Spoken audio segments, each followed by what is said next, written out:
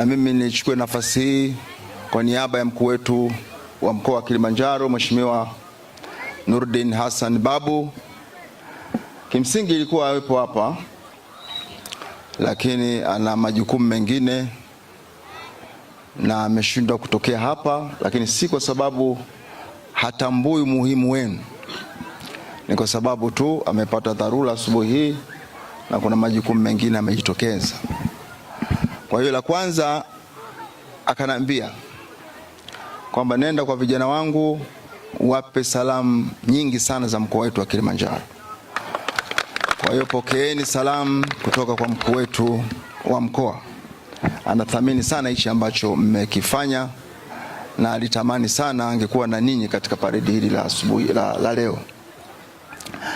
Lakini la pili, kwa niaba ya watumishi pia ya mkoa wetu wa Kilimanjaro, mimi nikiwa mkuu wa watumishi, naomba kuchukua fursa hii pia kuwapongezeni sana.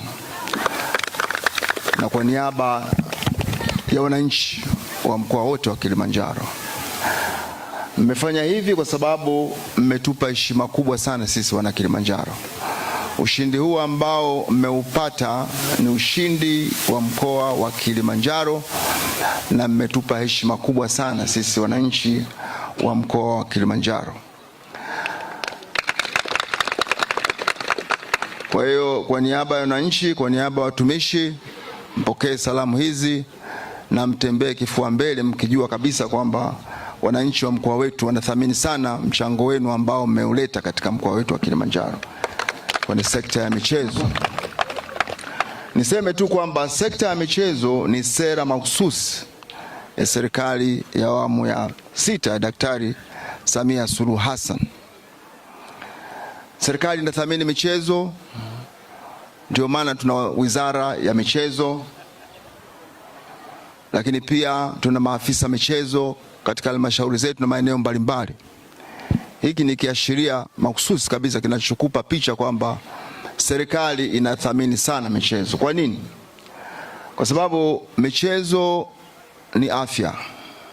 Inatengeneza afya zetu, tunajiweka vizuri kimwili, kiakili na kadhalika. Lakini pia michezo inajenga umoja wa kitaifa. Hapa tulipo kila mtu ana kabila lake, ana dini yake, ana imani yake anayoiamini. Lakini tunakutana, tunaweka pembeni tofauti zetu zingine zote za dini, za kabila na kadhalika kwa sababu ya michezo. Uone thamani ambayo michezo inafanya.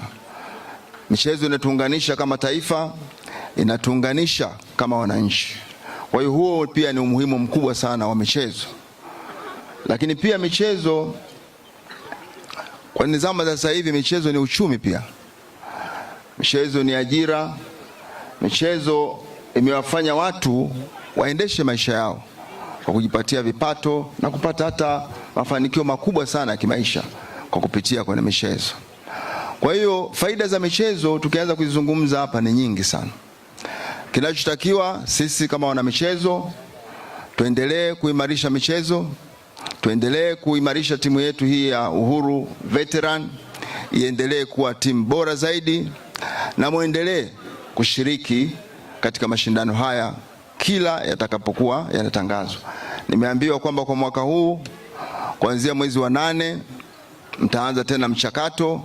Kwa hiyo tunategemea mtashiriki, mtajisajili, na kombe hili tungependa mlipate miaka 3 mfululizo. Hiyo ndio ndoto tulionayo, kwamba hata likitangazwa tena michezo ikianza, basi kombe hili lisirudi. Isikiwezekana tulichukue moja kwa moja. Na sababu hiyo mnayo, nia mnayo na uwezo mnao wa kufanya hivyo.